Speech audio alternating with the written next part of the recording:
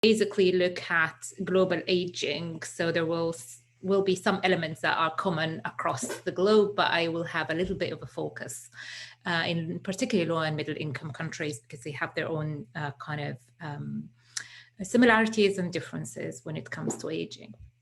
So just a background and overview. So I would like to speak a little bit about the notion of aging, but mainly from a demographic perspective, which is the population aging, but also at the individual level, and maybe differentiate some of the experiences through migration, mobility, and global connectedness, and the notion of aging in and out of place, particularly in that conference when we squarely focusing on space and place in the experience of aging, and just also touching base on the life journeys that we are actually. It's a journey. To aging is a journey, and there are diverse experiences through this journey, and then kind of cumulative towards the end, and manifest itself in various equalities and inequalities. And within this kind of talk, I would just briefly mention the kind of old kind of newcomers, and I'm talking here about perhaps countries and communities within countries, and maybe there are a lot of similarities rather than differences when we think about it, and this kind of idea of global north and global south, I would like to promote the two-directional cross-learning, rather than we've done it before, we have experience and we know how it is done, because it's a learning process. And to have a little bit of focus on the Middle East and North Africa region, and also within the light of the healthy aging agenda, and particularly, as many of you know, the United Nations has recently, just before Christmas, endorsed the UN Decade of Healthy Aging, 2021 to 2030, and that's a good catalyst to think about opportunities. And I'm not focusing on COVID, but this is a reality that we live in. But I will perhaps reflect on some of the work particularly in the Middle East, around the impact of COVID in the realities of older people's lives. So just a quick kind of quick background of where I'm coming from a demographic point of view. So a lot of you would know these ideas of demographic transition models at the whole world. And the population growth is really determined by few factors of how we behave and how things are as a group, as a population. And basically there are three main kind of dynamics that are going on, which is fertility or total fertility rate as a group of people, the kind of average number of children we have, mortality, and within that is the life expectancy. So when people die, as a population again, and the number and proportion at different age groups. And also the more dynamic nature there is less attention to it, and the shaping of demographics is migration and mobility. And if we look at this, kind of quick sketch, is that we started with the kind of very high both. So the blue line is kind of a birth rate or fertility, the red one is mortality, and the black one is the population. So all kind of societies started with high fertility rate, high mortality rates, and to some extent that kept the population stable. And then we know that progress in mortality has preceded reduction in fertility. So we actually knew how to control and decline, particularly child and infant mortality, and improve the lives and health. And through this process, fertility remained high, and then that led to growth in population. But then towards the end, in the majority of countries, you've got kind of both low fertility rates and low mortality rates, and you end up with a bit of higher population, but it's again stable. And countries actually across the world are sitting in different places, and in the Western world, the majority are in kind of stage 4, but the many of the low and middle income countries are in the kind of the stage 3, but in full swing of that stage. And the speed and tempo, which is something I will talk about later on, is quite different from the historical perspective. So we are talking about global aging that is happening through a very long timeline in relation to historical and recent changes. So we talked about population aging as we talked about this fertility and mortality, but what is population aging? And I think there are various measures to look at this demographically, and there are some what I call static measures, like you look at certain percentage and you say, okay, over 60 or over 65, what's the percentage of the population? Things like the age index, which still kind of work with the traditional model of life cycle, that you've got a certain age group where you think this is where they can be economically active and thus independent economically. And I think we are moving a little bit away from the kind of economic to well-being, but it has been so far that we think about dependency and think about younger people and older people as dependent, and we think about the age dependency ratio. And these are very static and really doesn't pick up on some of the development that is happening and the increase in life expectancy. But there are more recent development, particularly taken forward by, again, the United Nations, which what we call prospective aging, which puts aging as rather than as a static number, but dynamic in relation to remaining life expectancy. So if you are a healthy person in your 50s or 60s, and you still have, on average, quite a good number of years remaining in your life, and you're still active, and in comparison to the whole population, you can do certain things, then you're actually your age. You're not age until you reach a certain number. So literally we're talking about 50 is the new 30, or is it 75 the new 60? So it's really dynamic, and it's different from country to country and from groups of people to groups of people. So you might find that morbidity in certain countries at age 50 equate to morbidity on average for someone else, or the group of people somewhere else at age, say, 75 or 80. But what we're talking about when we talk about population aging, we're really looking at the whole structure of the population and the shape of the population at the societal and population level, where it entails that a large group of the population have become older, and that is regardless of which measure you are using, and thus you're having a shrinkage of the middle age group and the younger people. So traditionally we've been talking about population pyramids, but really in many countries this is more of a kite rather than a pyramid, particularly in countries like Japan and Italy. But what is also important when we go down the population level is the individual's perception and perceptions of aging. And I think this internalization of aging is very much space and culture sensitive in terms of what one can and cannot do, and not only the perception of others on oneself, but the ideas that one grows up with and what they think of aging and how that is changed, and the expectations, but as well as the opportunities that surrounding him or her. And these are very different, and there are huge differentials by societal, but also within society, communities and individual factors. And these, but again, I want to iterate that the variation in health and well-being at older age is not really random. It is accumulation of a whole life experience and over the life course, rather than it just happens to that person and this person.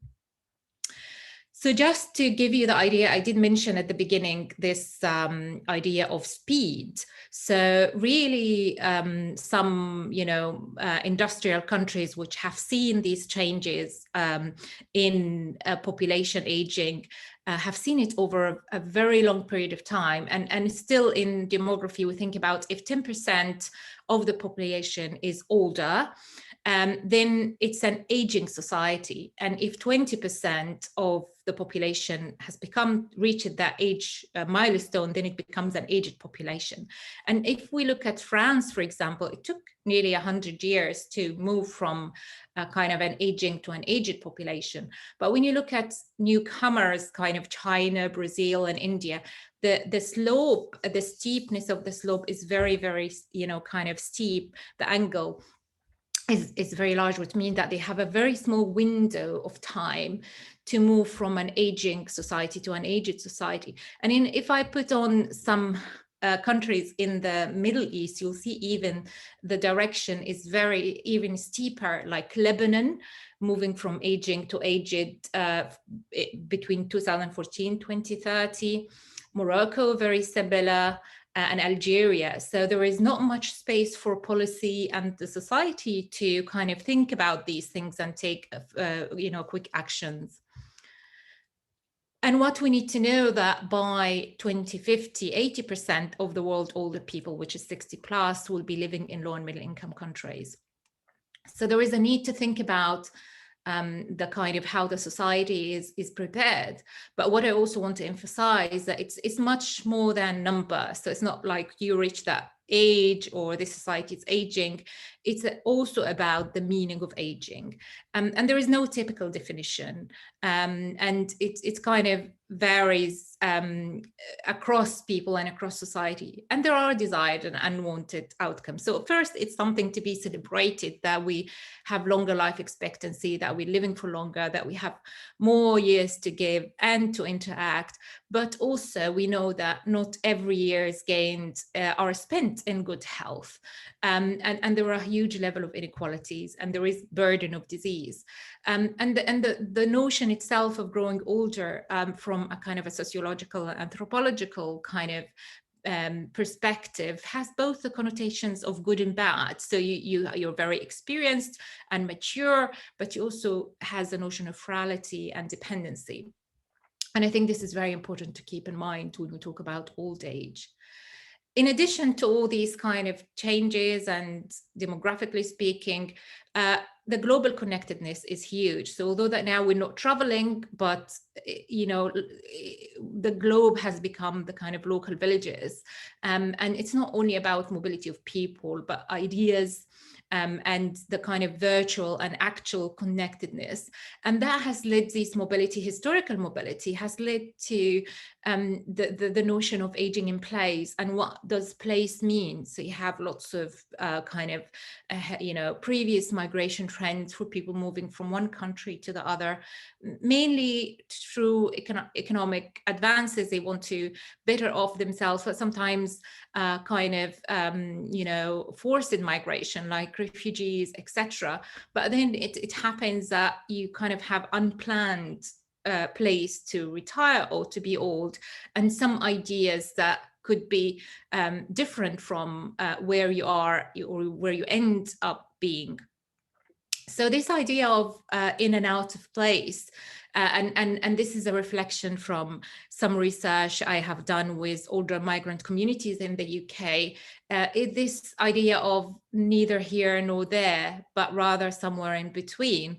And people that I have interviewed, when they think about aging, they feel, I've got the ideas of aging, say, back from Turkey or from, where I migrated from. And it's different from where aging looks like in Turkey, but it's also different from what aging looks like or expectation of aging,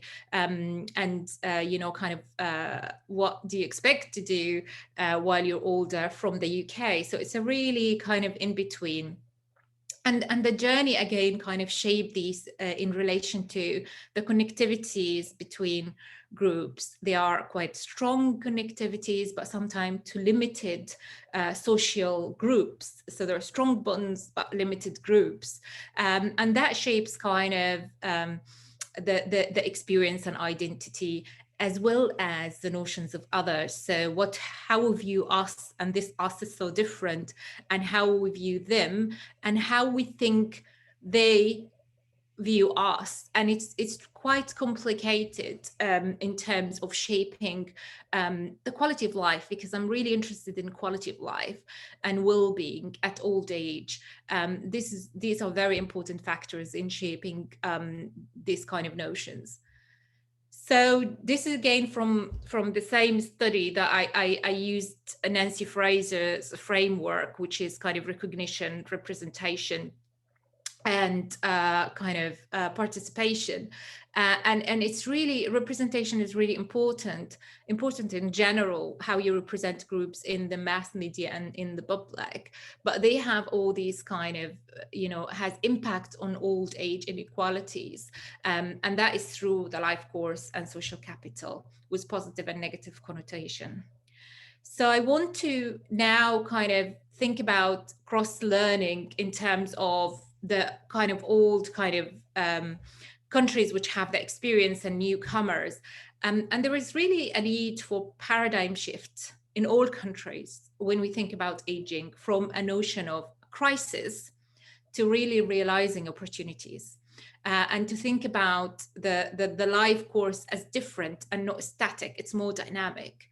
And to be open about the flow of knowledge. So it's not about certain groups telling others how they should live their life or how they should meet certain needs, but it's a space for people to interact and to learn from each other.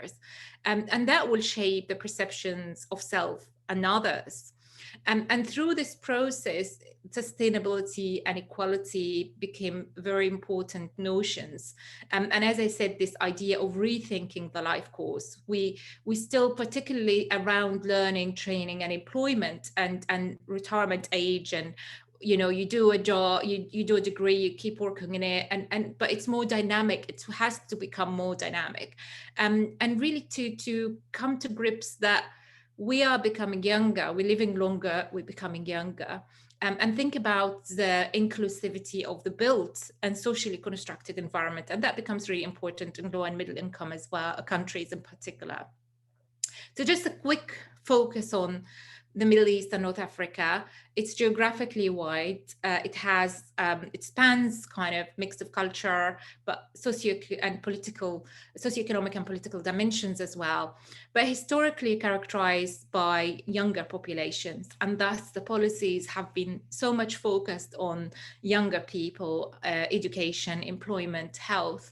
But there are similarities within the region, as well as variabilities. But in generally speaking, when it comes to aging, for them it's a new phenomena, but at the same time they have these ideas of respecting older people, treasuring older people, and at the same time they have this very rapid process of aging, as I explained a little bit earlier, but these are nested within other demographics dynamics. So they still experiences population growth, and thus have the population dividends, which means that there is still a huge number of labor market age groups that they can actually capitalize in. But there is also a kind of a culturally structured ideas around age groups and the rules, age-related rules and duties. And these are very important. So that in the whole region, there is this idea of treasuring older people. However, this notion needs a little bit of reconstructing in terms of what is real, in terms of giving people opportunities for healthy and meaningful aging process, and what is so rhetoric. Yes, we love older people, we care for them, but there is no opportunities. And also to really realize the importance of family and community and care as a family business. So whenever we think about a care model or a system model, we think about family as a core, element of that, yet the family might not be there all the time. So we know that there are the realities around living arrangement, migration might not actually ensure, it's varying the realities of the family where they are and their availability, and thus we have to think about support mechanisms that is still kind and care options that are still kind resonate to some extent to this familial context. But within this also, especially when we think about expectation from old age, physical activity is a big thing, and particularly physical inactivity. It's like when you care for people at old age, you kind of make them comfortable by not making them do anything. And also around isolation and loneliness. And there is a lot here, particularly around gender. And I think I'm going to mention gender quickly later on. So that's the gender issue. So in the region, the families and communities are very important, and they are actually guided by certain gender rules and expectations, as well as aspirations. So when you talk about older people in the region, you expect that women in the family will carry on the care burden. They would love to do that. Men, they carry more of the financial burden and ensuring that the care is in place. But then increasingly women become the sandwich generation who has to care for older parents or parents-in-law and care for their own children and their own family and their work as well. And thus there are unequal but qualitatively different gender share of caring burden. And I want to speak quickly about family and marriage norms because they impact older women with traditionally, large interspousal age gap, and also levels of remarriage after widowhood or divorce. You end up with a lot of older women living alone, without a husband, in their own, for a long period of time. And there are differentials in the level of people living alone when we come, is it a man or a woman? And also these ideas of flows of duties and rules across generations, and how there are expectations from older generation to support younger generations with grandparenting, with accommodation and financially. So there are lots of questions around women's issues and well-being and quality of life. So I want really to introduce a new initiative, which is called the Middle East and North Africa Research on Aging Healthy in the Middle East, that we have established recently. So we had a launch September last year, and I would like you to have a look at the website. It's www, I'll put it in the next slide, minara.org. But basically, we wanted to mobilize knowledge exchange and research activities, and really to raise awareness, because policy is very occupied in the region with other issues, despite, and albeit recently there has been some attention to the issues of aging, but again, it's coming from a crisis perspective, which we need to shift a little bit to an opportunity perspective. And as a way of introductions, I'm going to play a very short video. It's a segment of an introductory video that you can watch in full on the website. So I hope the streaming will go well.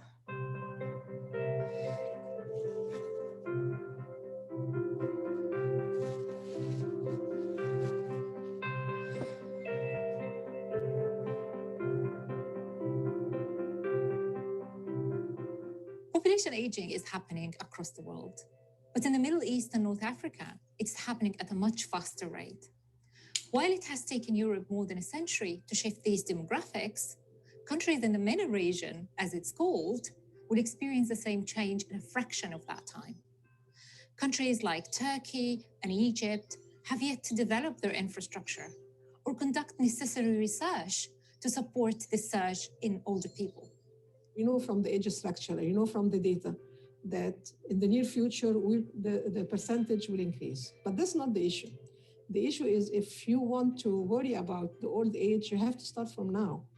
if we wait till the percentage become a real challenge, then we don't have anything in place to be able to deal with that percentage. So we're quite convinced that the time is opportune to start now. تخلي الناس المسنين دول عندهم خبرات كتير جدا يستفيدوا بيها، عندهم لقاء يعني في حياتهم في حاجات لو هم ألقوها للصغيرين هتكون سبب في إنه تساعدهم على تخطي المصاعب اللي في الحياة. والمفروض يتعمل حساب الناس الكبار في السن من ناحية إيه؟ الأرصفة، يعني يعملوا الرصيد عالي طوله مثلا متر إلا ربع. طب الكبير في السن ده يطلع ازاي؟ المفروض يبقى حاجه قريبه من الانسان.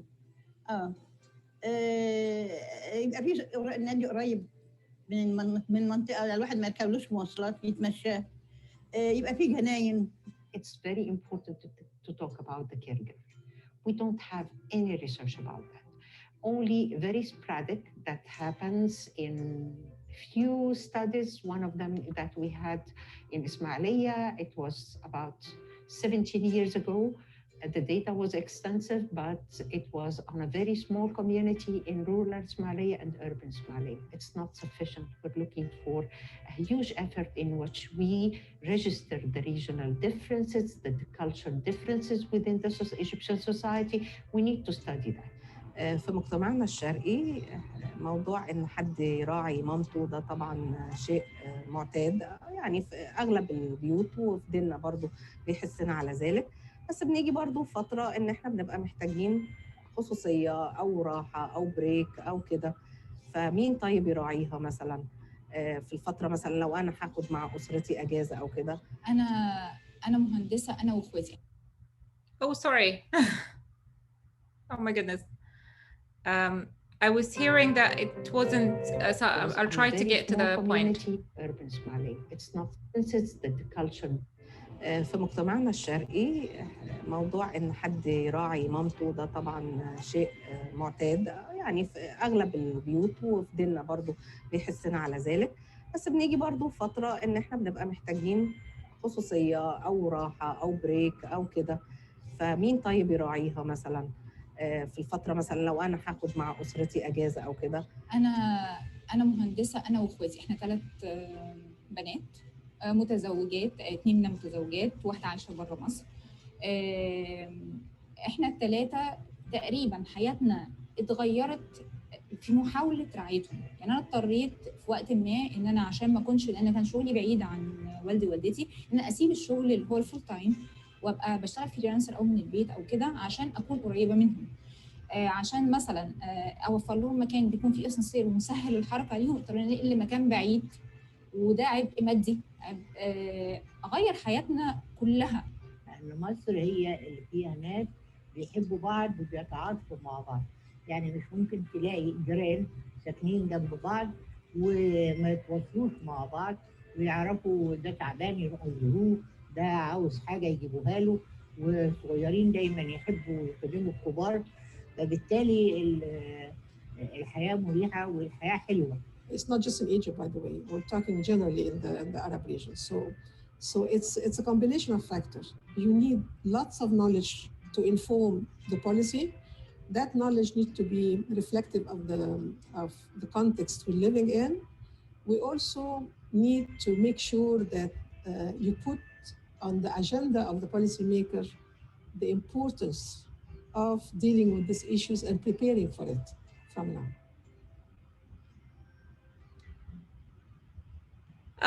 I hope that you've got some of this video. I know that the technology doesn't work perfectly, and I just read in the chat that the picture is not very well, but it's basically just a taster.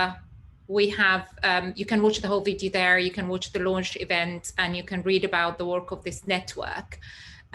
And really, it's to draw the attention to this uncovered and untapped area of research, not only in the Middle East, but in a lot of low and middle income countries.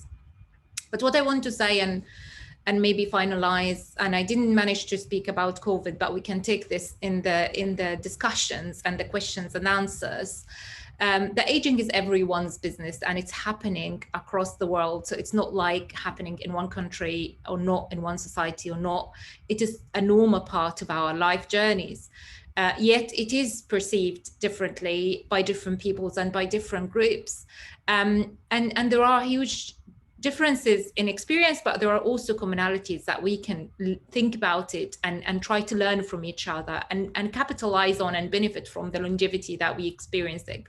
One of the main things is to rethink these rigid ideas of life course, but also about expectations in terms of what you expect when you reach a certain age and what can you do or you can't do.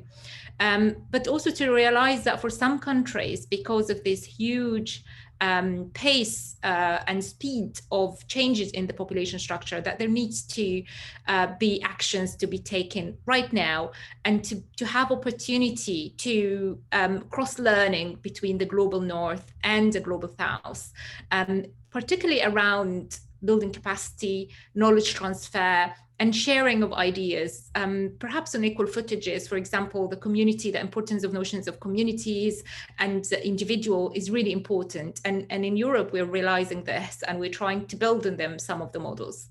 So I'm conscious to the time because I want to leave 15 minutes for the conversation, and that's it for me. So thank you very much for listening and bearing with the technology, and I'm open to take any questions. I hand back to Jenny. Thanks so much, Shereen, for the excellent presentation. Really, that was so inspiring. And also about the video, I was the one who wrote that at times the